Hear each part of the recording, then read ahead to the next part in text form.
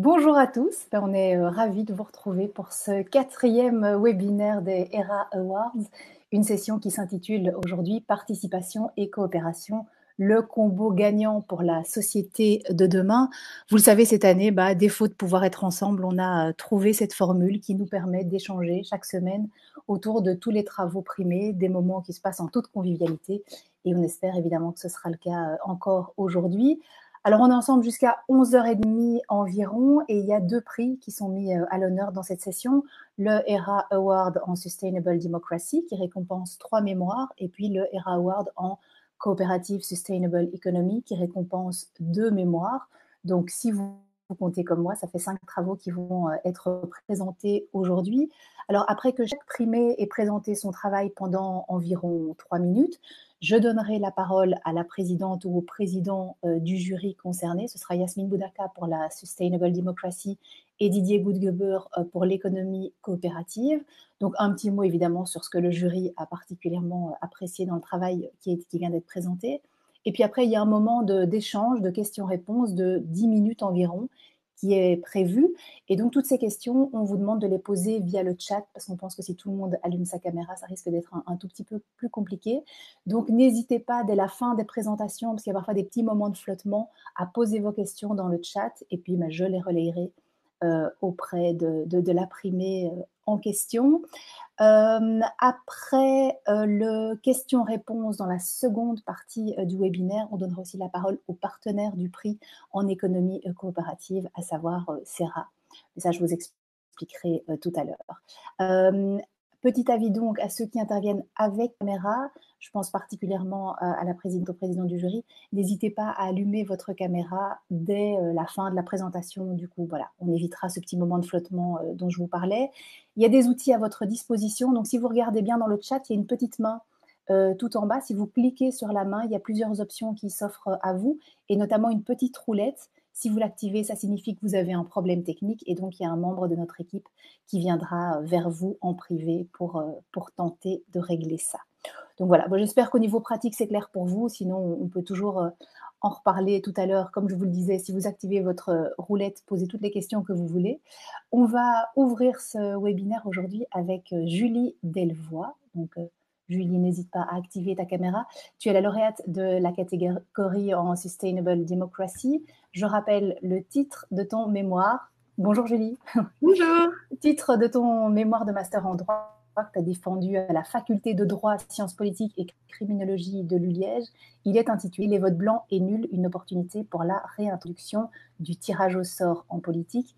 Et tu as eu comme promoteur Frédéric Bouhon, qui est professeur de droit public à l'ULiège. Bon, ben voilà, moi je crois que j'ai tout dit et je te laisse la parole pour 3 minutes et on se retrouve juste après. Merci beaucoup. Donc voilà, en effet, j'ai décidé de travailler donc sur l'hypothèse qu'on vient de vous parler, dont on vient de vous parler. Alors pourquoi est-ce que j'ai décidé de travailler sur cette hypothèse particulièrement? Pour deux raisons, pour deux problématiques qui m'ont particulièrement interpellée. Donc d'abord, la distanciation de plus en plus importante et de plus en plus flagrante qui existe entre d'une part la classe politique et d'autre part les citoyens de manière générale. Et alors, la deuxième problématique qui m'a interpellée, c'est vraiment celle de l'absence de prise en considération d'une part importante de l'opinion politique de la population, que sont les non-votants. Donc, par non-votants, j'entends ceux qui votent blanc, ceux qui votent nul et ceux qui s'abstiennent. C'est toutes ces personnes qui décident de ne pas voter pour un parti traditionnel, qui ne sont pas satisfaits par la proposition électorale qu'on leur fait et refusent donc d'entrer dans ce système. Et on considère, dans notre système actuel et dans la manière de les prendre en compte actuellement, qu'ils n'ont pas d'opinion et qu'on les enlève directement de la base électorale. On considère qu'ils n'ont pas voté et on ne prend pas du tout en compte leur vote, leurs opinions politiques. C'est pour ça que j'ai choisi vraiment de travailler sur cette hypothèse-ci. Donc, c'est vraiment une hypothèse qui déciderait qu'on prenne en compte, qu'on prenne en considération ces votes blancs et nuls. Malheureusement, pas l'abstention puisqu'elle est illégale en Belgique. Donc, simplement les votes blancs et les votes nuls. On les prendrait en compte pour la répartition des sièges. En fait, on établirait une sorte de parti virtuel des non-votants. Et donc, toute personne qui vote blanc ou qui vote nul, sa voix serait prise en compte. Elle serait prise en compte comme si elle avait été attribuée à un parti traditionnel, sauf que ce parti serait virtuel et serait le parti virtuel des non-votants. vraiment la particularité et l'intérêt de l'hypothèse sur laquelle j'ai décidé de travailler, c'est la deuxième étape. Une fois que ces sièges ont été obtenus par ce parti virtuel des non-votants, la particularité, c'est la manière dont ils vont être octroyés. En effet, l'intérêt, je me suis basée ici sur une situation, sur une hypothèse qui est vraiment restrictive, c'est-à-dire que je me suis basée seulement sur les élections communales wallonnes. Et donc l'intérêt ici, c'est qu'en fait, une fois qu'on aura établi le nombre de sièges qui sont obtenus par commune par ce parti virtuel des non-votants, on va reprendre la liste des électeurs de la commune en question et on va tirer au sort le nombre de sièges qui aura été obtenu par justement ce parti virtuel des non-votants. Et c'est là que je trouve ça, entre guillemets, très intéressant et pourquoi j'ai décidé véritablement de travailler sur cette hypothèse et les deux intérêts majoritaires que j'y voyais. C'était vraiment le premier intérêt vraiment primordial selon moi, c'était vraiment cette remise du citoyen au centre de l'échiquier politique, alors qu'actuellement, il est plutôt cantonné à un rôle d'observateur en dehors du jeu, alors qu'évidemment, ici, on est dans une démocratie, Demos Kratos, le pouvoir au peuple, et le but est donc véritablement que ce soit ce peuple qui ait le pouvoir entre ses mains. Et c'est pour ça que je trouve la désignation par le sort vraiment extrêmement intéressante, puisque le postulat de départ d'une désignation par le sort est justement l'égale compétence de tous les citoyens d'une communauté à participer à sa direction. Et donc, c'est ce que je trouve très intéressant. C'est le premier intérêt que je vois à l'hypothèse sur laquelle j'ai travaillé. Et alors, le deuxième intérêt est évidemment lié aux problématiques de départ. C'est vraiment cet abandon de cette fiction que les non-votants n'ont pas d'opinion politique. C'est faux, c'est hypocrite, ce n'est pas réel, et il est temps qu'on fasse quelque chose. Voilà, un tout grand merci. Voilà, merci à toi. Je disais, on a toujours un petit temps de latence, c'est valable pour moi aussi, mais je ne sais jamais quand vous allez vous arrêter exactement. Alors voilà, Yasmine, voilà, Yasmine Boudaka, qui est la présidente de ce prix en Sustainable Democracy. Alors je vous présente en deux mots, Yasmine. Vous êtes journaliste, consultante en communication. Vous travaillez notamment pour New6, un réseau dédié aux acteurs de l'information constructive. Et vous êtes particulièrement active dans les projets axés sur l'humain, l'animation, le changement et la transition. Alors venons-en au travail de Julie. Qu'est-ce que le jury a particulièrement apprécié dans ce travail ? On sait, Caroline, à quel point il faut être attentif aujourd'hui à cette notion de démocratie qui nous permet de vivre ensemble.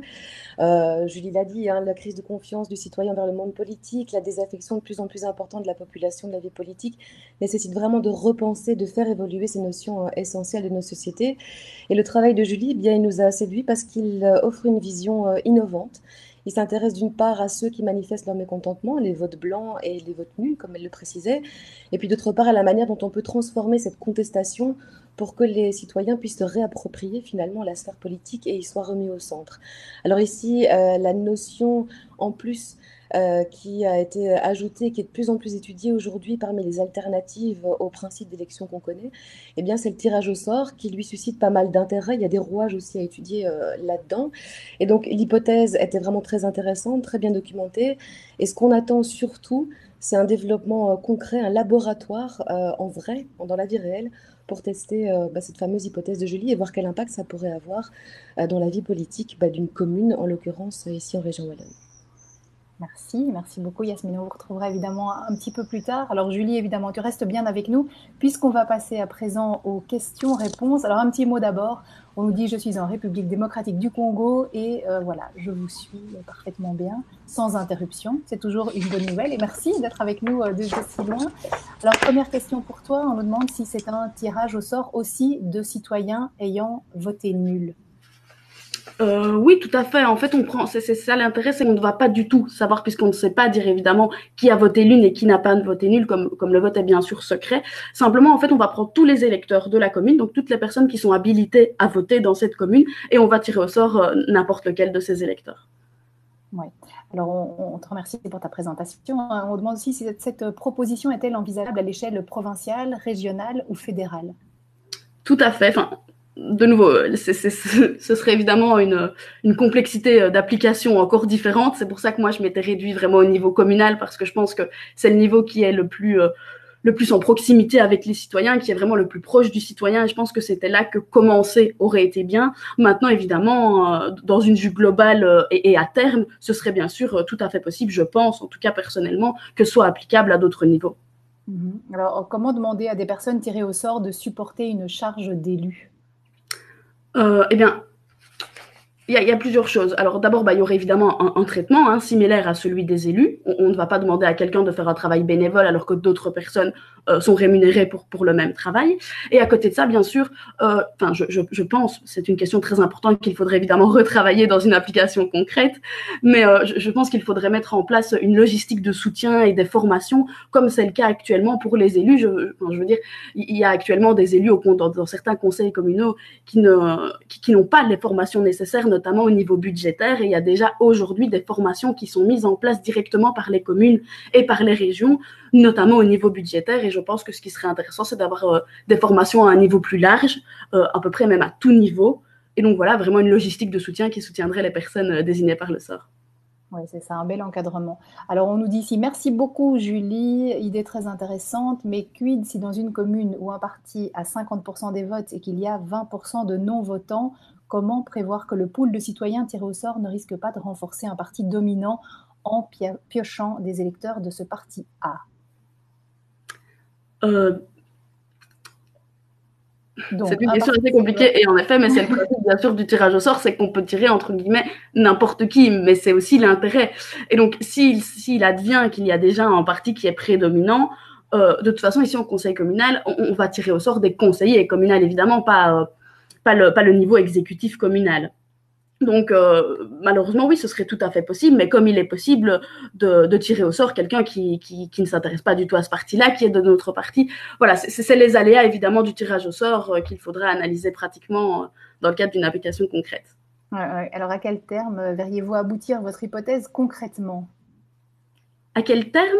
À quel terme, dans le temps, quand est-ce qu'on pourrait voir aboutir cette proposition? J'ai envie de dire, dès qu'on sera en mesure de la mettre en place, dès que certaines personnes commenceront la discussion, dès qu'on pourra envisager ça de manière plus claire. Et bien sûr, évidemment, s'il y a un soutien qui est envisageable par n'importe qui, on est bien sûr ouvert à toute proposition, à toute possibilité. Et c'est un travail qui doit évidemment être réalisé en équipe pluridisciplinaire si c'est possible. Et donc, toutes les portes sont ouvertes. Et si certaines personnes sont intéressées, ils sont évidemment les bienvenus. Ok, alors on nous dit un vote blanc est probablement un choix. Les candidats aux élections feraient également partie des citoyens parmi lesquels on effectuerait le tirage au sort? Excusez-moi, je suis désolée, je n'ai pas entendu la question. Alors on demande si les candidats aux élections feraient également partie des citoyens parmi lesquels on effectuerait le tirage au sort. Oui, tout à fait. Évidemment, pas les personnes qui ont déjà été élues, puisqu'on ne saurait pas avoir un conseiller qui détient une même personne qui détient 2 sièges. Mais en effet, oui, les personnes qui se sont présentées aux élections mais qui n'ont pas été élues seront parmi les personnes potentiellement tirées au sort. Oui. Alors, comment intégrer cette hypothèse avec les votes électroniques? Évidemment, le problème des votes électroniques, c'est qu'il n'y a pratiquement plus d'existence de vote nul. Il reste évidemment des votes blancs, puisqu'on a la possibilité de voter blanc, même en cadre d'un vote électronique. Maintenant, les votes nuls, évidemment, ne seront plus possibles. On centralisera ça sur des votes blancs, je pense. Maintenant, évidemment, ça c'est encore, évidemment, à chaque question, je réponds avec mon opinion personnelle, mais il y a toujours évidemment un grand travail derrière et un travail à encore réaliser, évidemment. Oui, alors il y a ton promoteur, Frédéric Bouon, qui nous dit « Je suis avec Léna Géron et nous venons de vous écouter avec attention. Bravo pour cet exposé dynamique. » Un tout grand merci, professeur Bouon. Un vote nul est souvent dû à une erreur technique ou une erreur de choix, multiliste. Ouais. Je ne sais pas si tu veux réagir. En réalité, ce n'est pas tout à fait exact. Bien sûr, il y a des votes nuls qui sont le résultat d'une erreur ou d'une mécompréhension des règles électorales. Maintenant, je n'ai plus les chiffres exacts en tête. Maintenant, ils sont présents dans mon mémoire. Et si ça vous intéresse, je vous invite évidemment à aller regarder. Mais donc, il y a une analyse qui a été faite, pas par moi, bien sûr, par d'autres grands chercheurs, qui ont analysé un certain nombre important de votes nuls et qui montrent bien qu'il y a souvent un message politique derrière. Il y a beaucoup de votes nuls, en fait, sur lesquels il est écrit texto, abat le système, je refuse d'entrer ici, je ne veux pas voter. Et donc, quand on analyse tous ces messages qui sont souvent notés sur les votes nuls, la majorité ne sont pas des erreurs matérielles. Alors, on nous dit ici, les budgets participatifs tels que mis en place ailleurs qu'en Belgique permettent aux citoyens et citoyennes de s'approprier ces questions de finances publiques, de budget, de gestion communale. Cela serait un mécanisme complémentaire très intéressant à votre idée. Tout à fait. Alors, une question encore. Avez-vous connaissance d'autres manières de prendre réellement en compte les votes blancs et nuls dans d'autres pays dans le processus de décision politique? Y a-t-il eu des implémentations ou des tests à ce sujet dans d'autres pays? Ben, il y a eu beaucoup de choses. Il n'y a pas eu une mise en place directe de cette hypothèse-ci, pas encore. Maintenant, il y a plein de choses qui sont mises en place au niveau de la participation citoyenne. On le voit notamment à Eupen avec le nouveau, le, entre guillemets, troisième parlement, le Oostenbelgien Model. Maintenant, c'est vrai que ce n'est pas particulièrement centré sur les votes blancs et nuls. Des hypothèses qui sont particulièrement centrées sur le vote blanc et nul, il y en a un peu moins. Maintenant, il doit certainement y en avoir, mais il y a peut-être une publicité qui est moindre que de la participation générale de manière générale. Ouais. Alors, ce tirage au sort est prévu simplement pour les électeurs des communales, belges et européens de plus de 18 ans, ou on le prévoit aussi pour ceux qui ont moins de 18 ans et ne sont pas belges? Pour les non-belges, bien sûr, c'est tout à fait prévu. Maintenant, en dessous de 18 ans, non. Puisque le principe, c'est vraiment, en tout cas, dans l'hypothèse sur laquelle j'ai décidé de travailler, qui est bien sûr réadaptable pour une mise en application concrète, mais l'hypothèse sur laquelle j'ai travaillé, c'est vraiment de reprendre simplement, en fait, la liste des électeurs. Donc, on reprend la liste de toutes les personnes qui sont habilitées à voter et on tire au sort à l'intérieur. Et donc, oui, en effet, il y a des personnes qui n'ont pas la nationalité belge, mais il n'y a pas de personnes en dessous de 18 ans, par contre. Mmh. Alors, quel est le mandat clairement demandé aux citoyens tirés au sort? Décide-t-il pleinement, participe-t-il pleinement aux décisions? Le mandat est très important dans les systèmes de tirage au sort. Il témoigne de l'intégration de cette assemblée au système mis en place ou de son maintien à côté du système sans vraiment l'impacter. Alors, qu'est-ce qu'on leur demande clairement aux citoyens tirés au sort? Est-ce qu'ils vont participer clairement aux décisions? Oui, c'est ça. En fait, le but, c'est vraiment, c'est pour ça que je me suis cantonnée au niveau communal. Le but, c'est vraiment de leur donner un rôle d'élu, d'un rôle de conseiller communal. Donc, au même titre que les autres conseillers communaux, ils seraient autour de la table pour discuter. Ils auraient une possibilité de monter en majorité, comme tout conseiller communal, et ils seraient vraiment, entre guillemets, en roue libre. Ils auraient une possibilité d'agir comme bon leur semble, et c'est même, entre guillemets, ce qu'on leur demande, puisque le but ici de l'hypothèse, c'est de rendre du dynamisme à notre politique, de sortir de cette élite politique, et donc vraiment d'agir, comme bon leur semble et de la meilleure manière qu'ils pensent. Ouais. Alors, on nous demande encore, comment pensez-vous que pensez-vous des votes élections qui sont contestés après proclamation de l'élu? Les bulletins blancs sont-ils aussi importants que les choix des candidats imposés? On parle par exemple de l'Afrique et question suivante de la même personne, mais je pense que la personne qui nous suit depuis le Congo, comment faire participer des acteurs qui se sont abstenus pendant le vote? Pouvons-nous les intégrer dans la prise de décision? Selon mon point de vue, oui, parce que justement, le fait de s'abstenir pendant un vote est également une opinion politique. Donc ce n'est pas parce qu'ils se sont abstenus, selon moi, lors du vote, qu'ils n'ont pas d'opinion politique et qu'ils n'ont pas le droit de participer à la direction de la communauté à laquelle ils font partie. Donc pour moi, tout membre d'une communauté a le droit de participer à sa direction. Et en ce sens, qu'il se soit abstenu ou non lors du vote.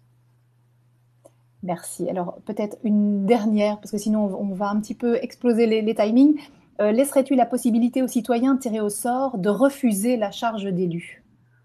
Alors ça, c'est une très très grande question que je n'ai pas tranchée dans mon mémoire. J'ai décidé de laisser la porte ouverte, en effet. Maintenant, voilà, moi, le problème que je soulève quand même dans le cas où on n'obligerait pas à siéger, donc il n'y aurait pas d'obligation de siéger, le problème que je soulève, c'est le fait que le problème, c'est qu'on aura alors peut-être les mêmes personnalités qui sont déjà intéressées par la politique, que ce soit de manière active en étant justement déjà des élus ou déjà en participant, en intégrant un parti politique, ou même des associations qui sont déjà présentes dans la vie politique.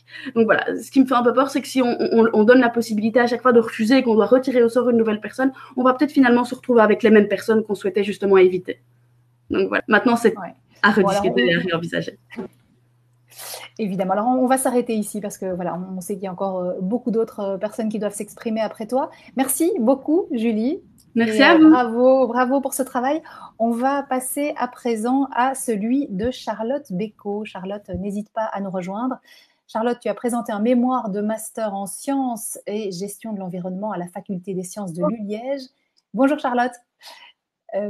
Il s'intitule « Les modalités d'existence de l'eau mobilisée dans le cadre d'un parc naturel wallon » et tu as eu comme promotrice Charlotte Breda qui est docteure et chargée de projet FNRS WISD au laboratoire CID à Liège. Bon ben Charlotte, je t'ai présenté, on t'écoute et puis on se retrouve juste après. Oui, donc voilà, comme vous avez bien présenté mon mémoire, j'ai effectué mon stage au sein du parc naturel des Sources. J'ai eu l'opportunité de pouvoir intégrer l'équipe. Et en fait, je suis partie d'un fait, étant spadoise à l'origine. Je me suis rendu compte que les habitants de ce parc n'étaient pas au courant qu'ils habitaient dans un parc, ils n'étaient pas au courant de son instauration.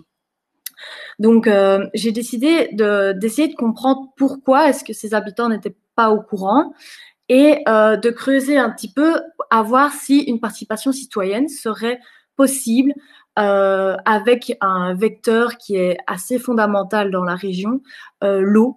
L'eau qui est vraiment ancrée dans le territoire. Je pense que tout le monde connaît l'eau de Spa. Donc voilà, j'ai essayé vraiment de creuser cette possibilité de participation citoyenne pour créer un lien entre les habitants et le parc. Pour trouver mes réponses, j'ai été en fait faire des entretiens semi-directifs. Donc, je suis allée sur le terrain et j'ai rencontré la plupart du temps des citoyens, mais également des partenaires du parc et des personnes qui sont avec la gestion du parc, vraiment pour collecter ce qu'ils avaient à me dire, en fait, discuter avec eux, essayer de comprendre avec eux pourquoi ils ne le connaissent pas et vraiment leur laisser la parole. Et c'était vraiment une discussion libre où l'habitant avait l'opportunité de dire ce qu'il pensait. Et grâce à ces entretiens, j'ai vraiment pu remarquer ce qu'était l'eau, en fait, pour les habitants. Chaque personne a une perception de cette eau différente selon la forme, mais c'est également sinon l'eau qui est inscrite historiquement, mais aussi territorialement. Et on remarque que certains habitants ont vraiment un attachement à cette eau. C'est quelque chose qui est ancré sentimentalement. Donc, ça a été très intéressant de récolter toutes ces données et de rencontrer ces gens. Et ces personnes, évidemment, avaient énormément de choses à me dire et c'est ça qui rendait la chose très intéressante. Donc, toutes ces données que j'ai récoltées m'ont permis d'avoir certains résultats. Tout d'abord, il y a un réel souhait de la population du Parc naturel des Sources de participer au parc. Ils sont fiers d'être dans un parc et ils ne demandent que ça, en fait, c'est de pouvoir amener leur petit grain de sel et participer à quelque chose qui les rend fiers. Deuxièmement, je me suis rendu compte en parlant avec toutes ces personnes que l'eau est vraiment un élément qui a construit cette région, que ce soit du point de vue historique, mais aussi du point de vue du territoire. Et vraiment, ce qui m'a vraiment troublée, c'était ce lien sentimental, vraiment quelque chose d'affectif avec ce non-humain. Et finalement, j'en ai conclu que l'eau pouvait être ce lien, ce potentiel vecteur de participation citoyenne et serait vraiment un thème parfait pour enclencher une participation avec les habitants. Voilà, j'ai laissé la porte ouverte au parc naturel de voir avec quelle eau, vu que dans mon mémoire, j'ai décrit plusieurs existences de l'eau. Chaque existence va apporter une participation différente. Donc, c'est vraiment au parc de voir ce qu'il a envie de faire avec ses habitants. Voilà. Merci Charlotte. Voilà, j'arrive, je suis là presque en image. Merci beaucoup. Avant de passer aux questions-réponses, je vais inviter à nouveau Yasmine Boudaka à nous rejoindre pour avoir évidemment l'avis du jury sur le travail de Charlotte. Alors, justement, ce qui était très intéressant dans le travail de Charlotte, c'est que le point de départ de la réflexion, de la gestion, de la participation citoyenne, c'est vraiment un élément environnemental. Et ça, c'est peu commun. Et d'ailleurs, un des aspects qui a attiré notre attention, c'est qu'au départ d'un master en sciences et gestion de l'environnement, finalement, on arrive à un travail de recherche sur une démocratie soutenable. Donc, ça, c'est intéressant et c'est la preuve aussi que l'innovation, on peut la trouver partout si on y réfléchit. Alors ici, on part d'un cas bien concret avec des paramètres bien représentatifs, un territoire que se partagent des citoyens, de communes différentes, des plans de gestion, un acteur privé qui a ses propres intérêts. Bref, c'était vraiment un projet local complexe comme il faut et qui en plus intègre la notion des 4 P du développement soutenable. Donc ici, c'était comment trouver un vivre ensemble dans cette équation homme, nature, économie. Et le travail était vraiment à souligner. Et tu l'as dit, Charlotte, tout ton travail d'étude de l'eau était aussi passionnant. Se rendre compte à quel point l'eau pouvait avoir autant de fonctionnalités. Voilà. Merci beaucoup Yasmine. Charlotte, on va passer évidemment aux questions-réponses. Les questions arrivent. Quelles sont les différentes existences de l'eau que tu as pu identifier ? J'en ai identifié plusieurs. Maintenant, je pense que c'est une liste qui n'est pas exhaustive. Je peux les citer. J'avais l'eau miraculeuse en pensant à l'eau de spa avant, donc il y a quelques années où les gens venaient boire l'eau parce qu'elle était miraculeuse, c'était pour se guérir. J'ai aussi l'eau thermale et relaxante, donc au niveau des termes de spa. J'ai l'eau bien primaire, ça c'était plus sur Stoumont, où l'eau servait pour les moulins. C'est vraiment l'eau aussi qui portait les bateaux, en fait. J'ai l'eau naturelle et sauvage, donc ça c'est les habitants qui sont fascinés par l'eau des rivières, ils aiment aller se balader près de l'eau, d'entendre le son de l'eau, en fait, c'est quelque chose d'apaisant. J'ai aussi l'eau qui est une source d'apaisement, donc c'est assez lié avec l'eau naturelle et sauvage, mais c'est cette eau qui, voilà, quand on a trop de boulot et qu'on a trop de choses, on va se balader au bord de l'eau et rien que d'entendre le son, c'est apaisant. J'ai aussi l'eau source de vie, donc ça c'est l'eau est à la base de la vie. Ça c'était aussi très important. J'ai l'eau qui est une source de richesse économique avec les deux sociétés qui sont présentes sur le territoire et aussi une richesse naturelle qu'il faut préserver. J'ai l'eau souillée, donc ça c'est une eau que les habitants sont tristes en fait de voir cette eau qui est sale et qui est souillée par l'homme. J'ai aussi l'eau denrée précieuse, donc ça c'est l'eau que les gens se rendent compte qu'elle est rare et qu'il faut la préserver, qu'il faut faire quelque chose. Et j'ai aussi mon eau, ça c'était une existence qui m'a vraiment intéressée, c'est que les habitants en fait pour eux l'eau qui est sur leur territoire est à eux et il y en a qui ont du mal à comprendre qu'elle est commercialisée en fait parce que pour eux c'est un bien fondamental et naturel, un don de Dieu pour certaines personnes. Donc, pour eux, c'est leur eau et y toucher, des fois, c'est un peu délicat. Donc, voilà. Ouais, alors, on nous dit que c'est très intéressant. En tout cas, merci Charlotte. Passionnante, ces fonctions de l'eau. Alors, d'un point de vue méthodologique, par quels moyens les citoyens ont pu participer des réunions citoyennes, avec qui et quelle place pour les pouvoirs locaux dans ce processus? Au niveau de la participation citoyenne, j'ai pas eu le temps de pouvoir faire des réunions. J'ai fait des entretiens semi-directifs. Donc, en fait, j'ai tiré au hasard 4 personnes de la commune de Stoumont, 4 personnes de la commune de Spa. J'ai essayé de varier un peu les âges et voilà, pour essayer d'avoir un panel assez intéressant et diversifié. Et j'ai passé avec eux plus ou moins une heure et demie.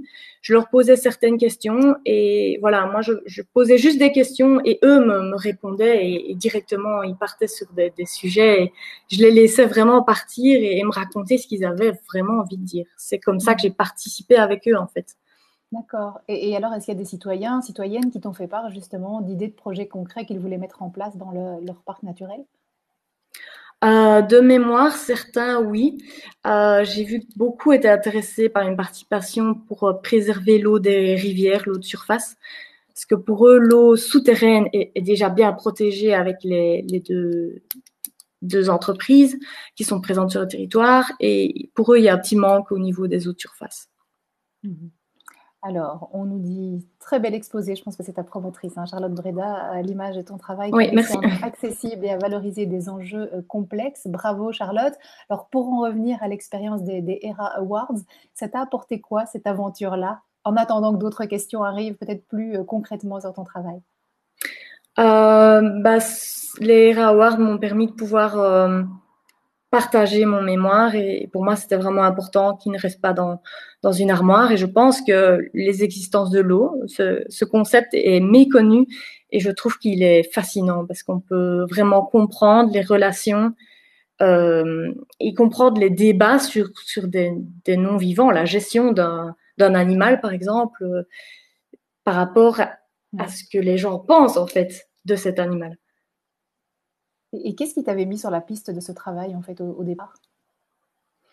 En fait, je suis spadoise et je n'étais pas au courant que j'étais dans un parc naturel.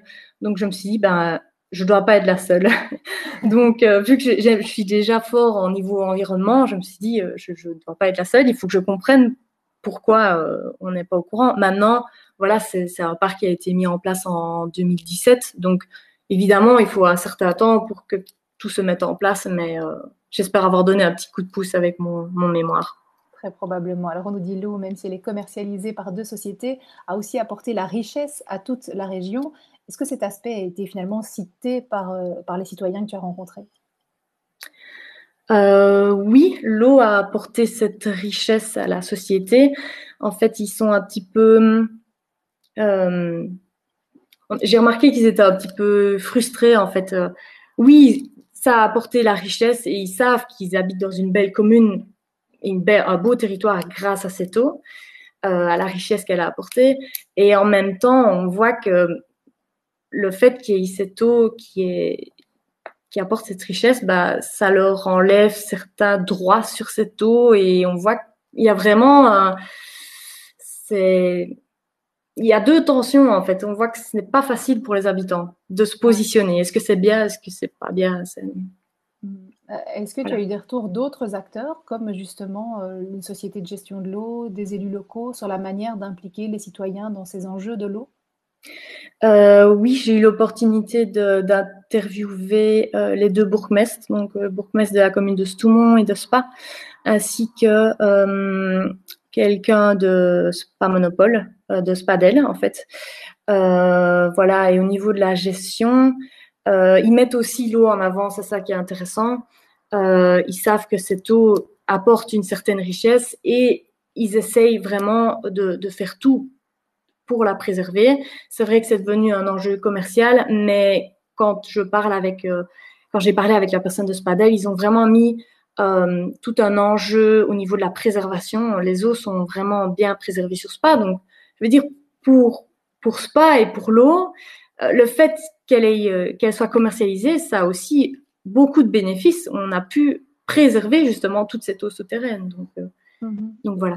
Et justement, les bourgmestres, ils te disent quoi par rapport à une implication citoyenne dans la gestion de cette eau? Pour les bourgmestres, c'est intéressant évidemment que les habitants participent, surtout s'ils ne sont pas au courant. Pour les bourgmestres, c'est aussi une fierté d'avoir ce parc naturel des sources. Donc, il faut que les habitants en soient fiers et pour eux, c'est également très intéressant d'y participer. Alors, on nous dit travail très intéressant pour ce parc naturel dont la mise en place n'était effective que depuis 6 mois lors du travail de Charlotte. Oui. Et alors, dernière question ici, une approche intéressante pour un bien de plus en plus rare. As-tu des pistes concrètes pour le futur? Des pistes au niveau de la participation citoyenne? J'imagine. Oui. Oui, comme je l'ai dit, en fait, j'ai essayé de faire un petit scénario pour le parc naturel des sources, leur donner un petit exemple. Ce serait d'abord d'informer la population sur le fait qu'ils habitent dans un parc naturel et c'est ce que le parc est en train de faire parce que j'ai eu certains échos d'habitants avec lesquels j'avais parlé. Et vraiment y aller progressivement, donc aller par l'information et puis les consulter, voir ce qu'ils ont à dire, ce qu'ils ont à partager et puis aller à la concertation, donc là vraiment passer sur un débat avec les personnes et finalement mettre en place des projets concrets, comme j'avais proposé, je pense, faire par exemple une journée pour aller nettoyer les eaux de surface ou vraiment se mettre autour de la table et créer des projets ensemble et prendre l'habitant dès le départ dans le projet. C'est ça qui est important. Ben voilà, je pense qu'on va s'arrêter là pour ce question-réponse. Oui. Merci beaucoup Charlotte et bravo à toi. On va poursuivre. Merci Charlotte. On va poursuivre avec le dernier travail en Sustainable Democracy, c'est celui de Claire Gauthier. Claire, tu ne dois pas être très loin de nous. Alors je te présente déjà en 2 mots. Tu as présenté, bonjour Claire. Bonjour. Tu as présenté un mémoire de master en sociologie à la faculté des sciences sociales de l'ULiège et il s'intitule Commission consultative, émergence de consultés professionnels, le cas des commissions locales de développement rural en province de Luxembourg. Et ton promoteur est Marc Jacquemin, qui est professeur de sociologie à l'ULiège. Voilà en quelques mots, je pense que tu vas nous en dire plus dans un instant. Je m'efface pour 3 minutes environ. À tout de suite. À tout de suite. Alors, donc, bonjour à tous et merci d'être présents pour cette présentation qui va faire écho évidemment aux 2 autres présentations que l'on vient d'écouter. Donc, c'est une présentation de mon mémoire qui abordait la participation. Via cette question, la participation peut-elle être une réponse au sentiment de crise que l'on retrouve dans notre démocratie actuellement? On entend en effet régulièrement que voter ne sert à rien ou que les politiciens sont tous pourris, signe que ce sentiment de crise est bien présent dans la société actuelle.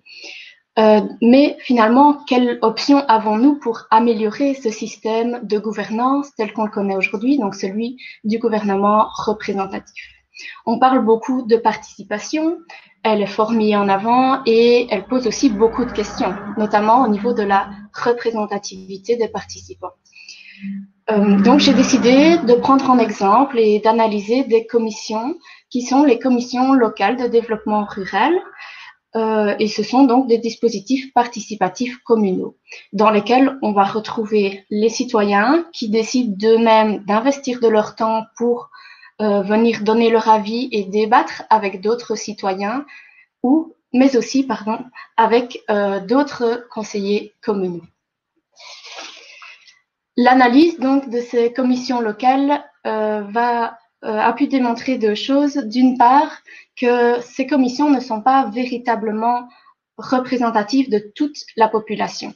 Donc, comme on a pu déjà l'aborder, certaines personnes, la plupart des personnes que l'on retrouve dans ces commissions sont déjà engagées dans la vie collective locale et ont un intérêt pour les décisions collectives, les décisions publiques. D'autres publics vont, à l'inverse, être en général absents de ces processus qui restent finalement politiques. D'ailleurs, l'analyse démontre également, d'autre part, que l'instabilité politique communale va venir perturber le processus participatif. Dans les communes qui sont caractérisées comme politiquement instables, on retrouve en effet des débats entre les différents groupes politiques qui vont être plus vifs. Et dans ces commissions, cela se ressent au niveau des débats, puisque eux aussi vont être plus politisés, notamment via la présence des conseillers communaux dans la commission locale. On imagine bien que ces débats plus politisés peuvent décourager certains publics qui ne veulent pas finalement être associés à un processus qui pourrait être trop politisé ou être témoins de foires à empoigne qu'on retrouve parfois dans certains conseils communaux.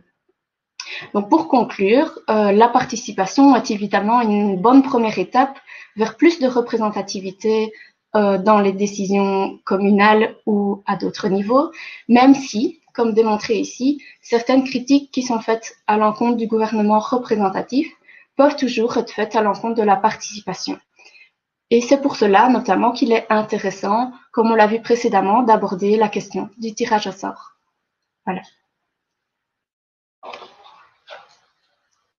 Voilà, je reviens parmi vous. Et je vais faire appel pour la troisième et dernière fois ce matin à Yasmine Boudaka, qui était présidente de ce jury en Sustainable Democracy. Yasmine, êtes-vous... Ah, voilà. C'est toujours un petit moment, voilà. Vous voilà. Alors, le jury s'est positionné comment par rapport au travail de Claire? En fait, le jury il a vraiment souligné l'important travail d'analyse que Claire a effectué dans ce mémoire. Il y a vraiment une recherche quasiment ethnographique qui a été faite entre les deux commissions locales. Un travail très très précis, donc bravo pour ça. La comparaison justement entre ces deux commissions locales était vraiment pertinente.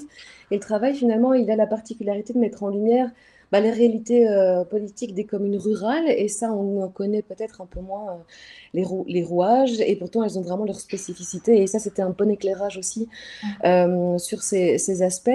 Et puis ce travail il démontre aussi l'impact, voire le déséquilibre potentiel qu'il peut y avoir lorsque des citoyens sont aux côtés de professionnels de la politique dans ces fameuses commissions consultatives, les liens aussi qui peuvent se créer autour des rôles de chacun et les biais que ça peut entraîner.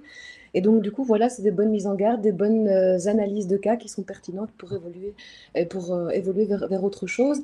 Ce que le jury a pointé aussi, Claire, c'était qu'on se dit c'était bien, au-delà de ces constats, c'était de voir finalement quel était l'impact de ces modes de fonctionnement dans l'élaboration des politiques urbaines. Donc, aller un pas plus loin encore dans l'analyse de ce fonctionnement particulier des commissions rurales, des communes rurales. Voilà. Merci beaucoup Yasmine. Alors Claire, on va passer évidemment aux questions-réponses à présent. Alors quelles sont les spécificités de la participation en milieu rural? Alors les spécificités, exactement, il n'y a pas c'est difficile à définir. Le milieu rural, évidemment, on est dans des communes avec un nombre d'habitants qui va être beaucoup moins élevé que dans un milieu urbain, évidemment. Donc, on va avoir une population qui finalement se connaît déjà. On retrouve, comme je l'ai dit, des personnes qui sont engagées et que finalement tout le monde connaît un petit peu. Donc la personne qui est engagée dans l'association locale, dans la commune, dans les groupements de jeunesse, etc. Donc on a un système assez, je vais pas dire restreint, mais un groupe qui est vraiment plus fermé, fermé, en tout cas qui se connaît, quoi. Donc voilà. Donc le milieu rural, c'est assez ça, voilà. Okay. Alors on te dit ici grand merci Claire. Alors la présence à ces commissions se fait-elle sur base purement volontaire? Y a-t-il un quota de présence de conseillers communaux? Oui. Ah donc la participation dans ces commissions est évidemment sur base volontaire. Donc comme on l'a dit tout à l'heure, c'est difficile d'imposer aux citoyens de participer aux décisions publiques. Donc c'est évidemment volontaire. Et le quota de présence des conseillers communaux est évidemment défini. C'est un quart maximum de la commission qui est composée de conseillers communaux. Ouais. Ok. Alors, on nous dit ici, ces dispositifs existent depuis longtemps et suivent souvent des trames très similaires. Sont-ils encore assez innovants, flexibles pour s'adapter localement, ou le dispositif ne gagnerait-il pas à se renouveler ou à se réinventer? Donc c'est en effet un dispositif qui existe depuis de nombreuses années. Alors, est-ce qu'il est encore assez innovant? En fait, c'est un processus qui est mis en place par des agents de développement, donc qui eux tendent bien sûr à essayer d'innover et à se réinventer. Mais de nouveau, la grande question c'est qui a envie de participer et comment inviter les gens à participer plus. Et donc c'est vraiment là qu'il faut se poser la question. Et c'est vraiment une question très complexe, comme on l'a déjà abordé, donc c'est difficile d'imposer à certains publics ou à certaines personnes de venir donner de leur temps, puisqu'ici on parle de temps bénévole, évidemment. Donc voilà, et c'est aussi, enfin, ça pose des questions aussi peut-être au niveau de l'innovation qui peut être intéressant, c'est de se poser la question de la politique locale qui, en fait, on est sur du très long terme ici. On parle de 10 ans d'engagement pour la personne qui vient s'engager pour être dans une commission. Donc, évidemment, peut-être qu'il faut se poser des questions aussi sur le long terme, le court terme et pour combien de temps les gens voudraient s'engager, en fait, finalement. C'est vrai que 10 ans, ça peut paraître long. La participation en ruralité est-elle plus impactée par des difficultés d'étendue du territoire et d'immobilité peut-être qu'en milieu urbain? Oui, en effet, au niveau de l'étendue du territoire, c'est assez particulier. Donc, notamment pour ces commissions, on essaye dans les communes rurales donc de varier, par exemple, le lieu où vont avoir lieu les débats pour essayer de se retrouver un peu dans chaque village. On parle ici d'anciennes communes. Donc, avant la fusion des communes, on essaye de reprendre un petit peu comment c'était agencé à ce moment-là pour essayer de retrouver vraiment tous les avis de la grande, oui, de ce territoire étendu finalement. Est-ce qu'il y a des pistes pour la dépolitisation des débats dans ces commissions? Des pistes, moi j'en ai pas vraiment entendu parler. Maintenant, la question, ça fait écho aussi au fait que ces commissions sont mises en place sur initiative politique aussi. Et après, ces commissions vont établir un plan sur le long terme, donc qui se met en place, comme j'en ai parlé, sur 10 ans. Et les conseils communaux et le collège communal va venir donner son accord aussi sur ce plan. Donc il y a à chaque fois la politique qui va toujours donner son avis. Donc c'est aussi intéressant qu'elle soit intégrée dans le processus. Il ne faut pas que ce soit deux choses complètement opposées finalement. Donc c'est vraiment un travail normalement de co-construction, donc travailler ensemble. Donc dépolitiser, oui, peut-être, mais il faut garder cet esprit de travail collectif, je pense. Voilà. Bon, bah, écoute, merci beaucoup Claire pour ce moment de questions-réponses. On Merci à va vous. passer, merci beaucoup, on va passer, si vous voulez bien, à la catégorie suivante, donc au prix en économie coopérative. Et une fois n'est pas coutume, on va donner la parole d'abord au partenaire de ce prix, qui est l'entreprise coopérative Serra. Et Carmen, pendant que vous vous connectez pour être avec nous, mais je vais présenter l'entreprise en quelques mots. Donc, c'est une coopérative de 400 000 sociétaires. Voilà, bonjour. Et ensemble, ils investissent tant sur le plan financier que sociétal. Ils ont la perspective d'un dividende coopératif attractif. Ils bénéficient d'avantages exclusifs sous forme de réduction sur des biens et des services. Et ils contribuent aussi au développement de projets sociétaux comme Cetera Award. Et si vous voulez en savoir plus, je vous renvoie toujours au site serra.coop. Carmen de Crobruck, vous êtes coordinatrice de programmes projets sociétaux, justement. Alors, pourquoi soutenir un prix dans le domaine de l'économie coopérative? Alors, dès la création de notre structure coopérative au fin du 19e siècle, la solidarité mutuelle en était le moteur. Donc, Serra est né en réaction à la pauvreté dans les campagnes. Et selon la pensée de M. Raiffeisen, qui était bourgmestre en Allemagne, les gens allaient pouvoir s'en sortir grâce à la solidarité mutuelle. Donc, il a eu l'idée de créer des caisses coopératives, associations d'entraide financière basées sur l'épargne, le prêt et la caution. Et donc, ces valeurs coopératives d'entraide et aussi d'auto-entrepreneuriat font toujours l'ADN de Serra aujourd'hui. Et à ce titre, Serra a un rôle important à jouer pour stimuler l'entrepreneuriat coopératif et le diffuser. Donc, nous développons notre propre expertise et régulièrement, on accompagne des coopératives, que ce soit au stade de démarrage, des coopératives qui veulent se convertir vers une forme coopérative ou alors qui sont en expansion ou déjà bien établies. Donc, on les accompagne via un programme qui s'appelle Do It Coop en partenariat avec Credal, par du conseil, par des formations, par des visites et également une possibilité de trouver des nouvelles applications qui valorisent la plus-value sociale et économique de ce modèle. Alors, Serra soutient aussi la recherche dans ce cadre et l'enseignement. Et donc, à ce titre, on est ravis de ce partenariat avec ERA Award parce qu'il favorise la recherche aussi dans la multidisciplinarité. Ce prix renforce notre effet de levier. En fait, il n'y a pas énormément de candidatures, donc il y a encore beaucoup de travail à faire pour stimuler l'importance de l'entrepreneuriat coopératif, mais ce prix est certainement un levier pour contribuer à un écosystème propice à l'économie coopérative. Merci beaucoup Carmen. On vous retrouvera un petit peu plus tard après les présentations de Sybille et de Céline. Donc à tout de suite. Quant à nous, on va accueillir Sybille tout de suite. Donc n'hésite pas à te connecter. Sybille, tu es la lauréate de ce prix en économie coopérative. Te voilà. Bonjour. Alors tu as présenté un mémoire de master en sciences de gestion à la Louvain School of Management de l'UC Louvain.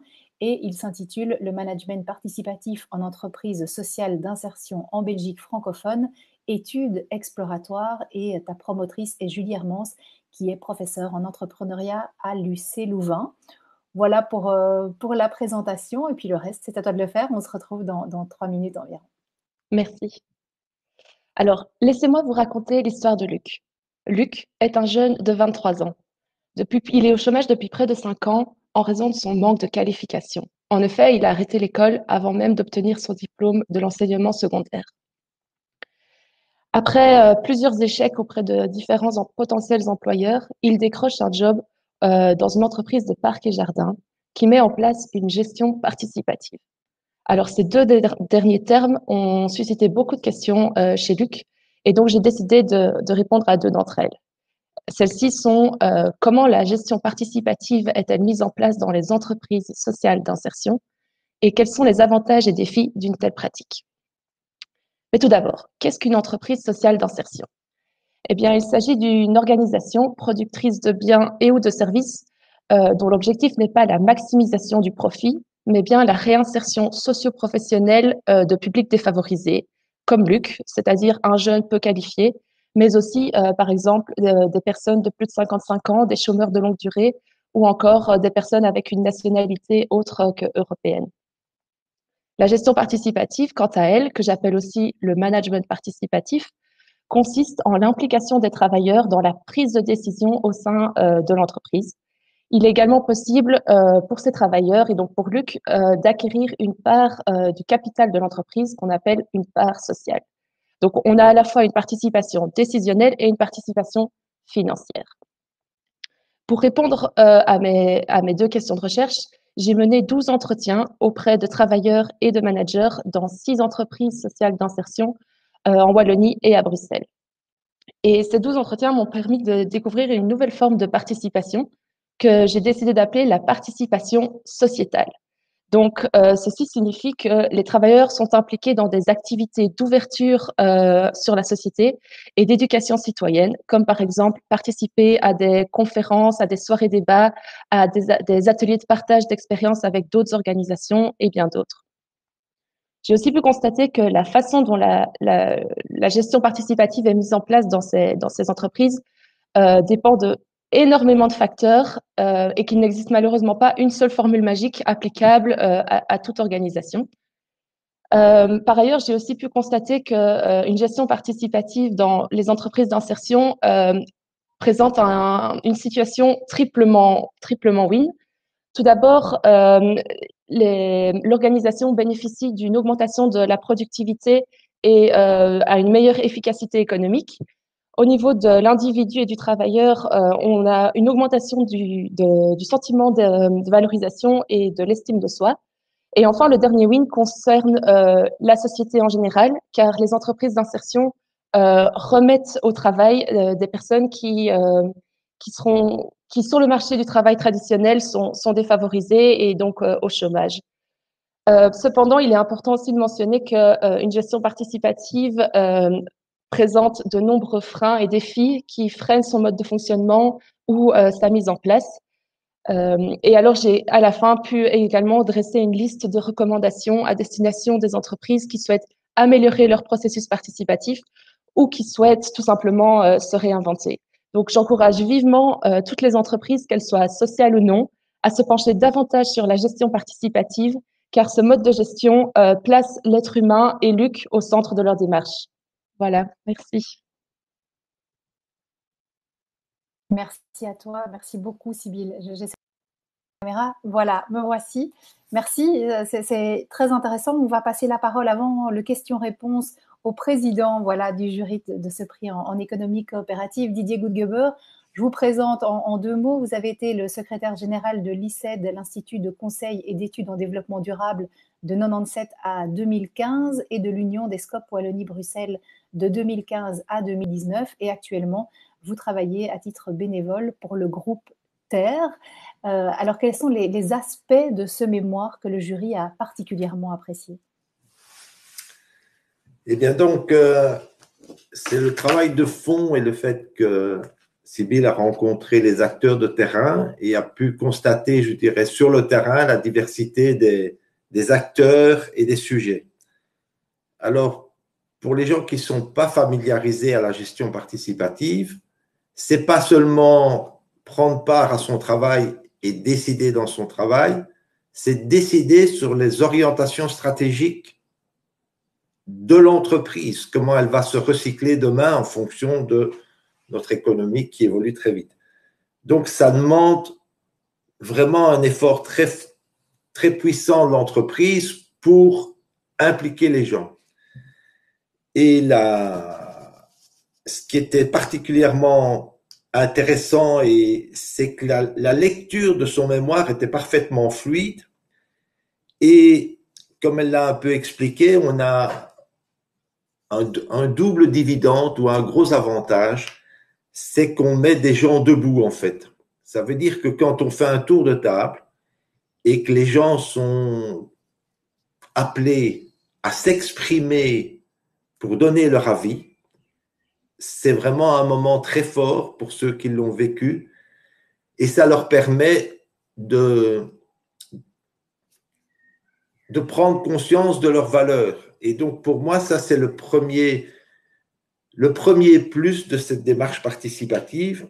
Et donc, comme Sybille expliqué, elle propose aussi des pistes pour que ce type de participation puisse à l'avenir être utilisé par plus d'entreprises. Voilà. Merci Didier Goudgeber. On vous retrouvera évidemment après la présentation de Céline un petit peu plus tard. Alors Sybille, on va passer aux questions-réponses à présent. On nous demande quels sont les freins au développement de ce mode de gestion. Alors, il y en a plusieurs. Déjà, ce qu'il faut savoir, c'est que dans les entreprises d'insertion, la majorité des travailleurs sont des travailleurs avec un contrat article 60, c'est-à-dire que ce n'est pas un contrat qui est fait entre le travailleur et l'entreprise d'insertion même, mais c'est un contrat qui est basé avec le CPAS. Donc, c'est-à-dire que les travailleurs, en fait, sont mis à l'emploi et mis à disposition par le CPAS auprès de ces entreprises d'insertion. Et en fait, la spécificité de ce contrat article 60, c'est que les travailleurs ne sont pas présents, ne restent pas très très longtemps dans l'entreprise. Ce sont souvent des contrats de environ 6 mois. Donc, c'est aussi très difficile d'impliquer déjà le travailleur dans un projet, qui est une entreprise, avec parfois des perspectives à long terme quand on sait qu'on ne reste dans l'entreprise que pour une période assez courte. Donc ça, c'est un premier défi. Par exemple, un deuxième est le manque de reconnaissance par la loi de la démocratie directe. Donc, dans le monde de l'entreprise, normalement, il y a vraiment un mode de fonctionnement très régulé avec notamment la place des syndicats et les organes de représentation directe. Et c'est sûr qu'une fois qu'on commence à faire de la participation avec les travailleurs directement, eh bien, on court-circuite un peu ces organes, légaux, on va dire. Et donc oui, ça remet.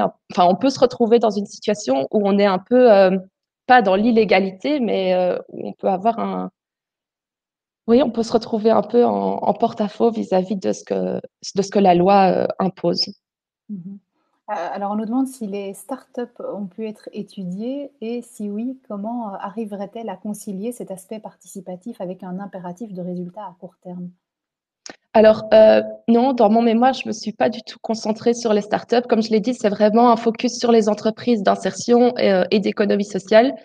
Donc, je peux pas vraiment répondre plus à cette question. Alors, c'est sûr, comme je l'ai dit, il y a des avantages la gestion participative augmente la productivité et l'efficacité économique, ce qui pourrait être un avantage dans les startups. Maintenant, il faut être bien conscient que c'est vrai que dans les startups, on a des obligations de résultats à court terme et que dans la participation, on parle plus sur du long terme. Donc voilà. Alors, Carmen qui représente donc Serra, qui dit que c'était beau de dire la participation met les gens debout. Effectivement, c'est une phrase qu'a dite le président du jury, Didier Goudgeber. On nous demande, parmi les organisations rencontrées, quel serait l'exemple qui illustre le mieux la réussite de cette démarche et pourquoi? C'est une bonne question. En fait, je ne vais pas en citer une parce que je pense que chaque organisation a ses propres spécificités et comme je l'ai dit, c'est pas possible d'appliquer une formule à toutes les organisations. Mais je pense que ce qui est super important, c'est que d'abord l'entreprise définisse quels sont les moyens qu'elle met à disposition pour encourager cette participation. Et alors, en fonction des tailles et de la structure aussi des organisations. Donc, dans mon mémoire, j'ai interviewé autant une entreprise qui compte plusieurs centaines de travailleurs qu'une entreprise avec maximum 5 personnes. Donc, la réalité dans chacune des organisations est totalement différente. Mais ce qui est super chouette, c'est de se rendre compte que peu importe la taille de l'organisation, on est capable de mettre des choses en pratique, qu'on est capable de mobiliser des outils pour impliquer les travailleurs. Donc voilà.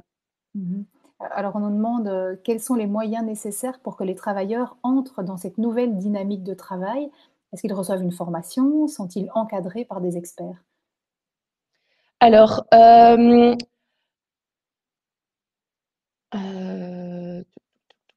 non, en fait, ça c'est aussi un défi et un frein que j'ai relevé dans mon mémoire, c'est que les travailleurs parfois en fait ne viennent pas travailler dans une entreprise pour participer parce que c'est pas quelque chose qui leur est propre. Ils sont plutôt là d'abord pour avoir un job et avoir un revenu et pouvoir subvenir à leurs besoins.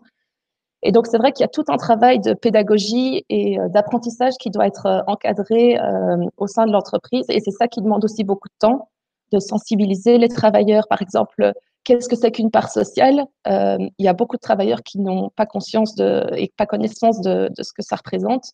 Donc voilà. Et c'est vrai qu'il y a des entreprises qui arrivent à vulgariser, entre guillemets, les décisions très stratégiques ou les chiffres des rapports annuels, etc., par exemple, et des rapports financiers qui arrivent à vulgariser tout ça et à rendre ça vraiment plus accessible. Donc voilà, mais c'est vrai qu'il y a c'est tellement un sujet nouveau et peu mis en pratique qu'il n'y a pas vraiment, à ma connaissance, d'organismes institutionnels qui permettent d'aider et d'encadrer tout ça. Euh, donc voilà, je pense que ça se fait un peu, d'après ce que j'ai pu comprendre, ça se fait un peu par essai-erreur et chacun essaie de faire sa petite popote. Et c'est pour ça que j'encourage vraiment la création d'un réseau de partage des connaissances entre chaque entreprise d'insertion, enfin entre entreprises participatives, pour justement essayer d'avancer, de donner un peu des lignes de conduite et des petits conseils. Voilà. Ouais. Alors on nous demande si les avantages sont si forts, pourquoi ce modèle n'est-il pas plus répandu dans d'autres entreprises? Alors tu évoquais le fait que c'est assez nouveau. Est-ce qu'il y a d'autres raisons qui l'expliquent? Dans d'autres. Oui, dans d'autres entreprises. Ben en fait, ce qu'il y a, c'est que, donc je l'ai dit, le profil des travailleurs est aussi un énorme défi. Donc on a parlé du niveau, enfin on a parlé de leur contrat, on a parlé aussi du fait que eux viennent d'abord pour avoir un revenu et pas spécialement pour s'impliquer dans leur entreprise.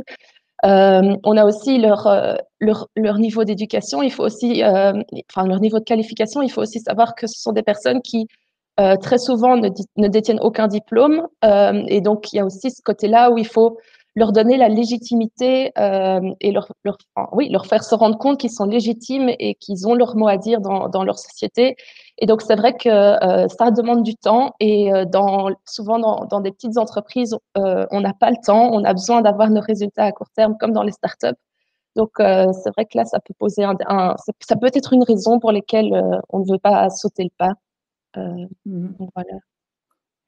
Alors, je vais prendre une dernière question. Ces entreprises au management participatif ont-elles majoritairement démarré sur ce modèle de gestion ou se sont-elles converties en cours de route?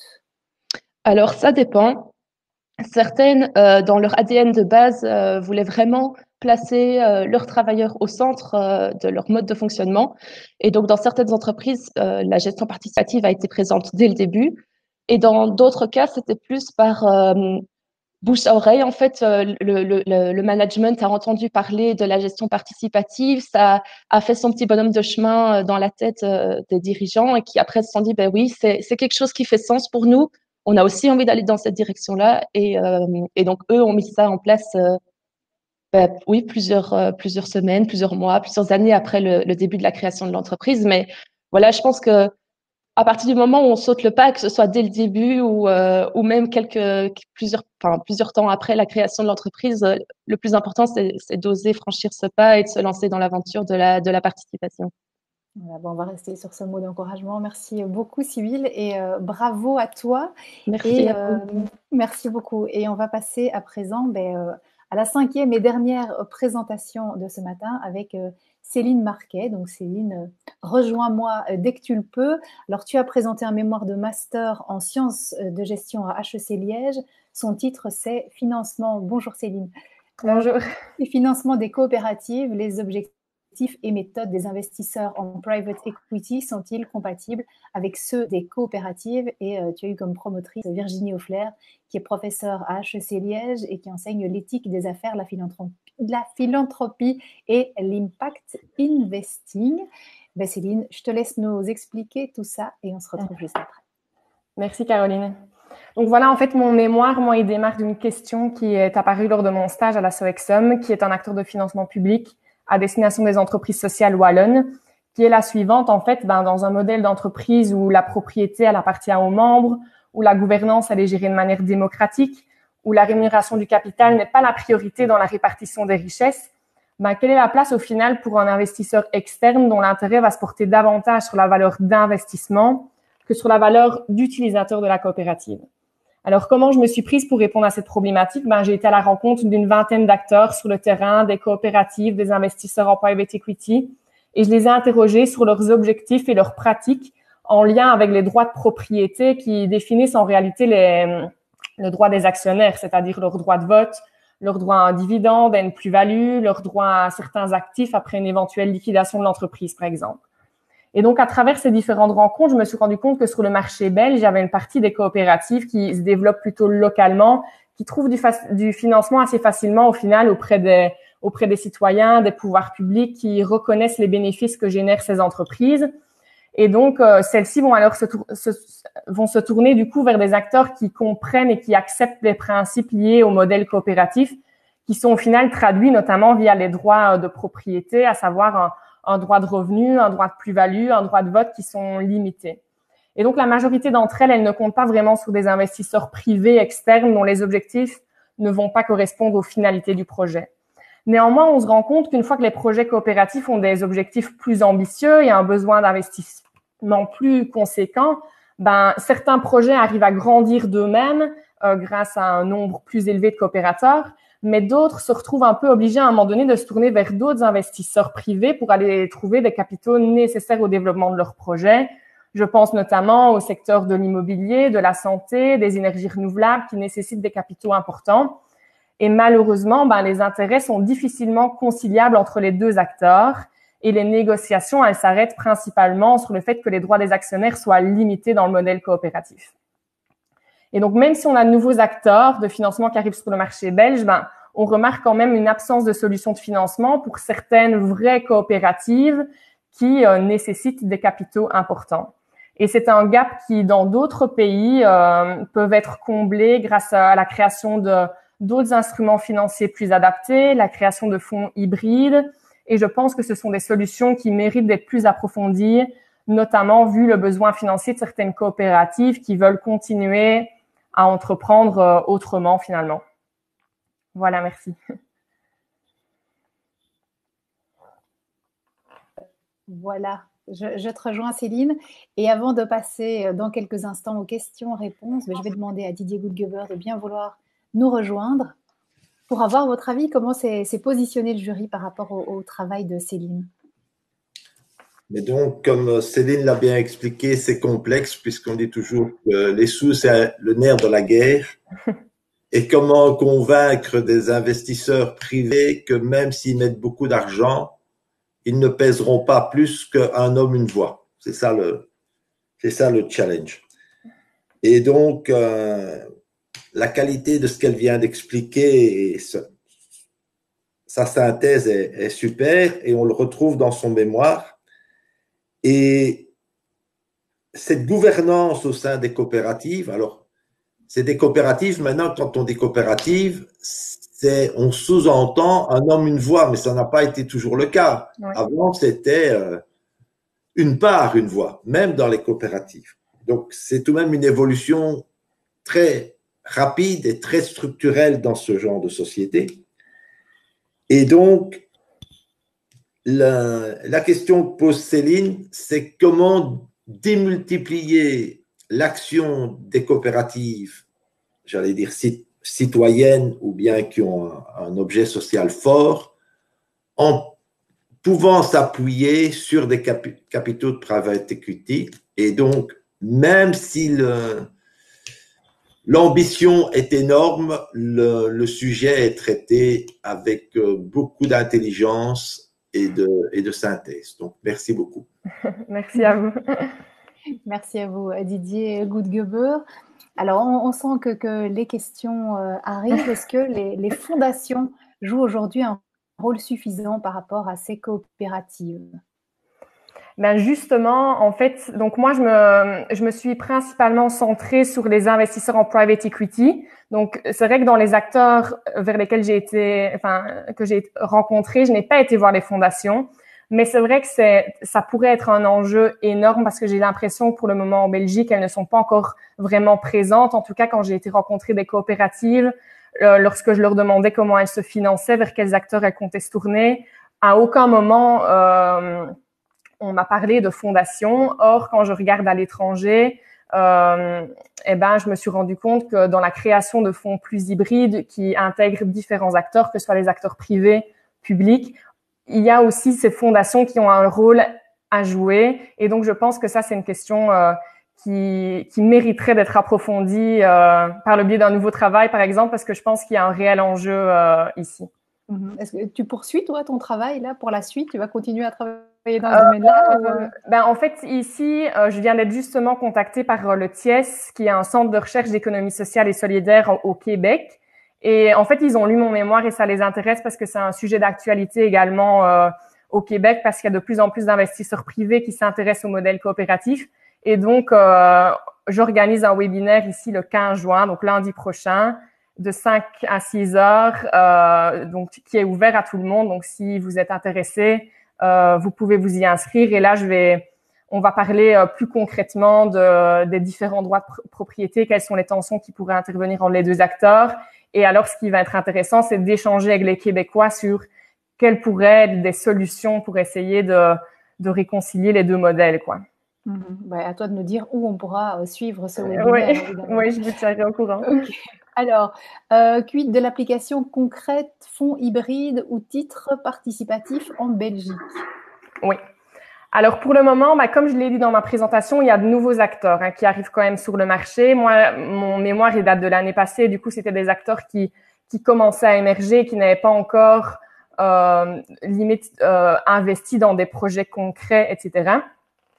Maintenant, je pense que ce sont des solutions qui doivent être approfondies parce que ce sont des solutions qui permettent, entre guillemets, de concilier les intérêts des deux acteurs. Je prends par exemple un fonds hybride. Ça va être un fonds. L'intérêt, c'est d'avoir un fonds intermédiaire qui pourrait être légitime aussi en tant que financeur d'entreprises sociales, qui connaît le marché, qui connaît les spécificités liées au modèle. Et donc, dans un fonds hybride, on va pouvoir peut-être avoir les pouvoirs publics qui s'intéressent, qui, eux, reconnaissent les bénéfices qui sont générés par ces entreprises et qui vont dire, comme au Québec, ils l'ont fait, les pouvoirs publics ont subventionné une partie du fonds, par exemple, en payant les frais de fonctionnement. Et donc, le but, c'est d'avoir un fonds qui est moins gourmand en termes de rendement, parce qu'au final, ces fonds de private equity qui arrivent sur le marché belge, ça part d'une bonne intention. Ce sont des investisseurs privés qui s'intéressent au marché coopératif, qui veulent les soutenir. Le problème, c'est qu'avec un fonds classique, la structuration du fonds, en payant les frais de fonctionnement, le fait d'investir dans une entreprise en direct, il y a un risque énorme qui est lié à ça. Et donc, du coup, malheureusement, le rendement qu'on demande aux coopératives est trop élevé par rapport à ce qu'elles peuvent, en tout cas des coopératives d'économie sociale, c'est qu'elles peuvent donner vu que le rendement est limité à 6%. Et la plus-value est nulle, entre guillemets, dans les entreprises d'économie sociale. Alors du coup, le modèle de coopérative, est-ce qu'il est aujourd'hui contraint à une activité locale et est-ce qu'ils ne peuvent se développer de manière trop forte? Non, moi je pense pas. Je pense que comme je l'ai vu à travers mon mémoire, en fait, il y a beaucoup de coopératives qui sont différentes au niveau de leurs objectifs. Je pense qu'en ce moment, même ici avec la crise, on voit qu'il y a énormément de petites coopératives locales, qui gagnent un regain d'intérêt au niveau des citoyens, qui veulent consommer près de chez eux, etc. Et donc ça, je pense que c'est un modèle qui, au final, comme je l'ai expliqué dans ma présentation, arrive à se financer par eux-mêmes. Mais je pense que c'est aussi intéressant d'avoir des coopératives plus entrepreneuriales et des projets plus ambitieux qui gardent au final cette notion de coopérative. On voit avec Newbie, ils ont réussi quand même à attirer des millions de citoyens à investir dans leurs projets. Donc je pense que justement, c'est intéressant que le modèle puisse grandir, mais fatalement, il faut qu'on trouve des instruments qui puissent les aider sans dénaturer un peu leurs objectifs de départ. Alors, il y a encore plein de questions. Je ne sais pas si on pourra toutes les poser. Est-ce que les family office ont été approchés? Est-ce qu'il y a une attitude différente de ces grandes familles qui sont des investisseurs privés majeurs du paysage belge? Oui, j'en ai interrogé quelques-unes. Donc, ce sont Enfin, maintenant, ça dépend si on en parle d'une en particulière ou pas. Moi, j'ai gardé en fait toutes les organisations anonymes dans mon travail parce que mon travail implique beaucoup de conflits d'intérêts entre ces différents acteurs. Et donc, ils ont été interrogés. Le problème, fatalement, c'est qu'il y en a certains qui disent nous, on n'est pas intéressés par le modèle coopératif parce qu'on sait depuis le départ qu'on va pas pouvoir avoir la plus-value qu'on veut. Ce sont quand même si ces family office revoient à la baisse leur rendement, comme je l'ai expliqué tout à l'heure, la structure de leur fonds d'investissement ne permet pas d'avoir un rendement qui est adapté au modèle coopératif, malheureusement. D'où l'intérêt d'essayer de rassembler les différents acteurs via un intermédiaire. Ça pourrait être une solution, comme il y en a sûrement d'autres également. Donc, voilà, au niveau des family office. Ce qui est intéressant aussi, la question sur laquelle je me suis penchée, c'est qu'en Belgique, en fait, le problème, il est aussi lié à la flexibilité du Code des sociétés qui a en fait attiré de nombreuses coopératives au sein de ces statuts via la flexibilité d'entrée et de sortie des actionnaires. Et donc, j'ai aussi interrogé des coopératives qui fonctionnent très bien avec un fonds d'investissement, mais quand on regarde les statuts et quand on leur pose des questions sur leurs objectifs, on se rend compte qu'au final, ce sont des entreprises classiques qui ont pris le statut de coopérative par sa flexibilité. Et donc, ce seront sûrement des entreprises qui devront changer leur statut à un moment grâce à la réforme du Code des sociétés. Alors, il y a des félicitations qui arrivent. On demandait les coordonnées du webinaire, mais on les a données un peu plus bas. Alors, une dernière question peut-être. Quelle est l'importance actuelle du financement par private equity des sociétés coopératives par rapport aux autres modes de financement?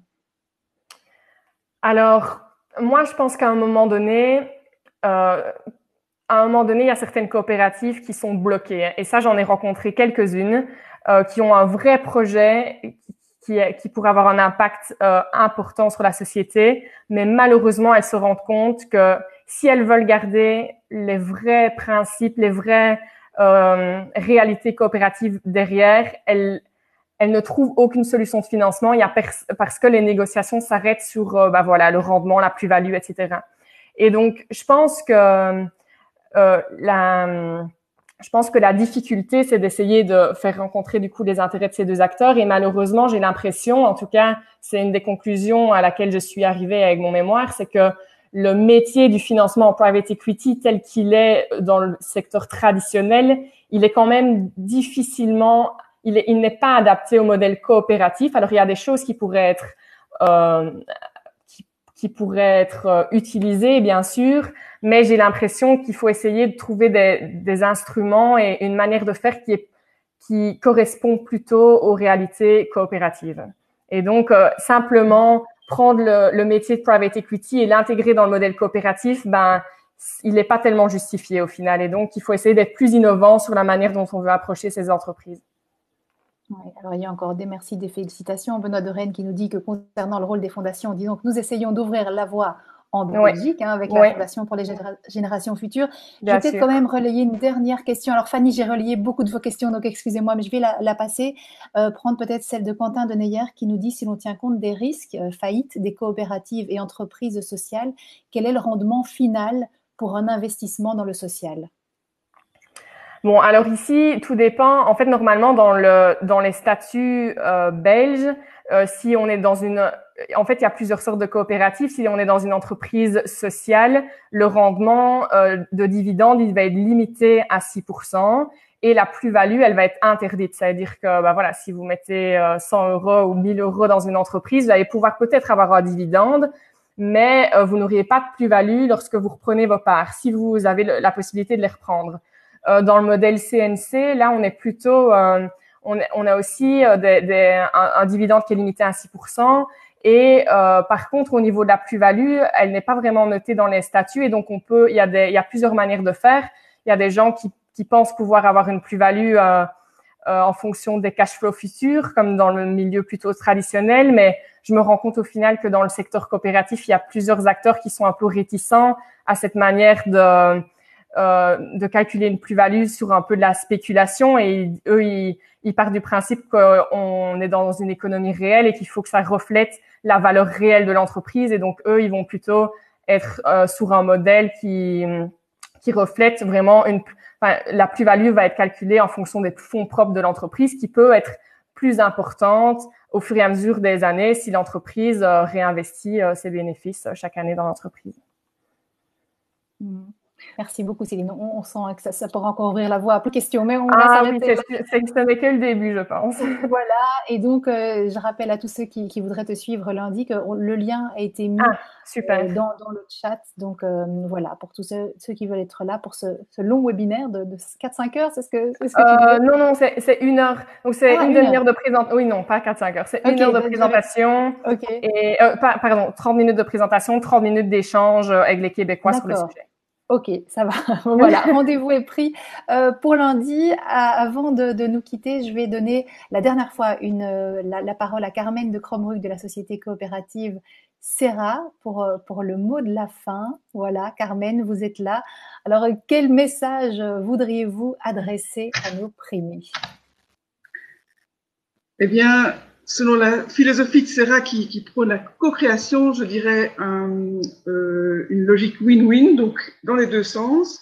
Un win pour les candidats, dans le sens où Serra a fait connaître les travaux des lauréats via son magazine adressé spécialement au monde coopératif début juin. Donc, il y a déjà eu une diffusion par ce biais-là. Bien sûr, il y a une valorisation possible à l'avenir via nos activités de stimulation d'entrepreneuriat coopératif, comme j'en ai parlé, que ce soit via des articles, un séminaire live cette fois-ci, ou alors des visites sur base d'entreprises que vous auriez rencontrées, où on pourrait emmener notre réseau. Donc ça, c'est certainement une piste. Je trouve très intéressant qu'il y ait un webinaire international avec le Canada prochainement, et nous recommandons bien sûr un rayonnement maximal et au sein des coopératives pour Céline, et au sein des entreprises d'insertion, qu'elles connaissent le travail de Madame Alloy.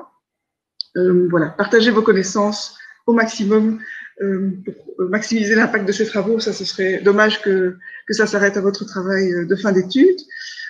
Pour Serra, ce travail de Sybille sur le management participatif et l'histoire qu'elle a racontée rejoint beaucoup d'histoires qu'on rencontre chez Serra. Donc, ce qui est important pour nous, un des éléments essentiels, c'est l'inclusion des personnes vulnérables, et ça en leur donnant un rôle actif, ce qui n'est pas toujours évident.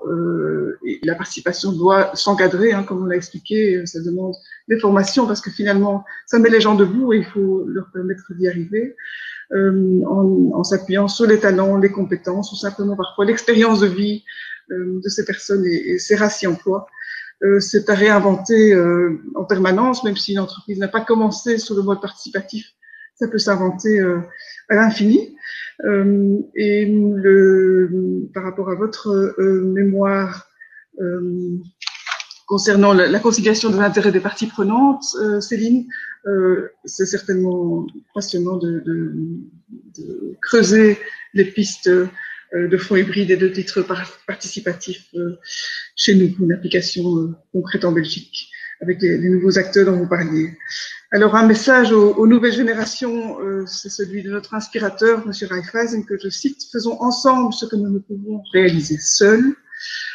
Par rapport à l'avenir du ERA Award pour l'économie coopérative, donc il pourrait évoluer vers un ERA Award pour l'économie au sens large.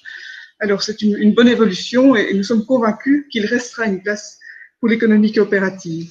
Cette forme d'entreprise à part entière, l'entrepreneuriat coopératif, bénéficie d'une large base de soutien, notamment auprès des jeunes.